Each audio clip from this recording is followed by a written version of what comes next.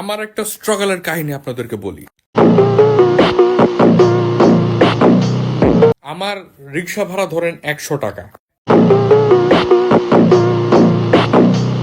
এখন ওই গন্তব্যে পৌঁছানোর আগে আমার মনে হয়েছে যে না ঠিক আছে, মানে 100 টাকার রিক্সা আমি ব্যাটারি দিয়ে চালায় ফেলাইছি। তো আমার মধ্যে একটু গিল্টি ফিলিং কাজ করে, আমি নাইমা যাই, এরপরে হাঁটা দিই। আবার ধরেন যে প্লেট নিয়ে, রাস্তা নিয়ে, কই খাইতেছি, কি হইতেছে, এইসব নিয়ে আমার কোনো মাথা ব্যথা নাই। আমার যদি কলা পাতার মধ্যেও কেউ একজন কিছু একটা খাইতে দিয়ে দেয়, আমি okay with it.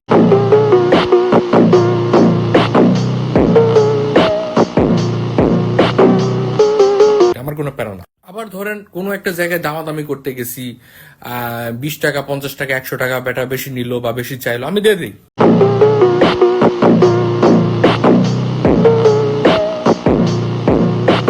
Because I could afford it. কিন্তু ঝামেলা যে জায়গাতে হয় সেটা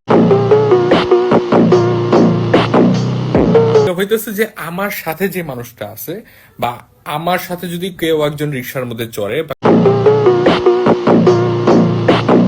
কোনো একটা জায়গায় যায়, বা কেউ একজন যদি আমার সাথে খাইতে বসে, তখন আমার একটু প্যারা হয়। বিকজ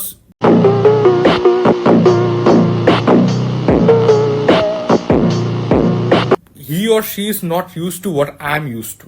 আমি রিক্সা থেকে নাইমা 1 কিলোমিটার হাঁটা দিতে আমার কোনো প্যারা না।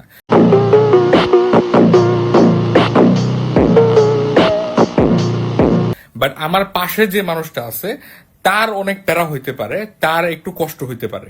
আমার রাস্তায় বসে কলা পাতায় ভাত খেতে আমার কোনো প্যারা না, বাট আমার যে